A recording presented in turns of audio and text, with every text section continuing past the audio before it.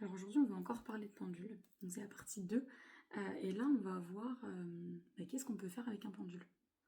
Alors déjà, un pendule, qu'est-ce que c'est? C'est un poids au bout d'une chaîne. Donc si tu n'as pas un pendule et que tu as besoin de poser une question, d'avoir des réponses, tu peux très bien enfiler une bague au bout d'une chaîne. Tu as ta chaîne, ton poids, t'as un pendule. Alors déjà pour commencer, le pendule peut te répondre à des questions par oui ou non. Donc avant ça, il faut que tu établisses une convention avec lui pour savoir quel est son oui, quel est son non, pour pouvoir analyser ses réponses. Et ensuite, tu peux juste placer ta main, mettre ton pendule juste au-dessus et tu poses tes questions. Ensuite, le pendule, tu peux également l'utiliser avec des planches de radiesthésie. Donc là, par exemple, on en a des comme ça, avec des lettres, des chiffres. Tu peux en avoir avec différents thèmes et ton pendule, en fait, va se balancer pour t'indiquer les réponses. Moi, ce que je conseille, c'est de toujours faire valider la réponse. C'est-à-dire que, par exemple, là, le pendule va se balancer sur le A. Je vais lui poser la question, est-ce que c'est bien le A? Il me dit oui ou non.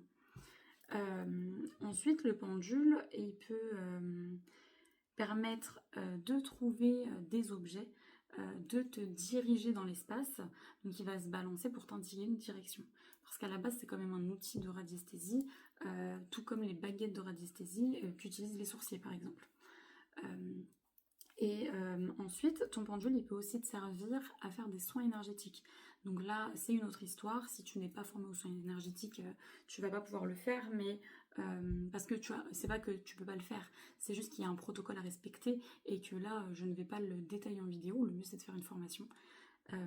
Mais donc, le pendule peut t'aider à faire un soin énergétique global ou à appuyer sur certains points. Parce que l'avantage du pendule, c'est que comme il est fin et moi personnellement j'aime quand ils sont pointus, il va pouvoir agir sur des zones précises. Donc si vraiment par exemple il y a une fuite énergétique, vraiment une toute petite fuite énergétique à un endroit du corps, on va pouvoir régler le souci avec le pendule au-dessus vraiment de l'emplacement précis de la fuite énergétique.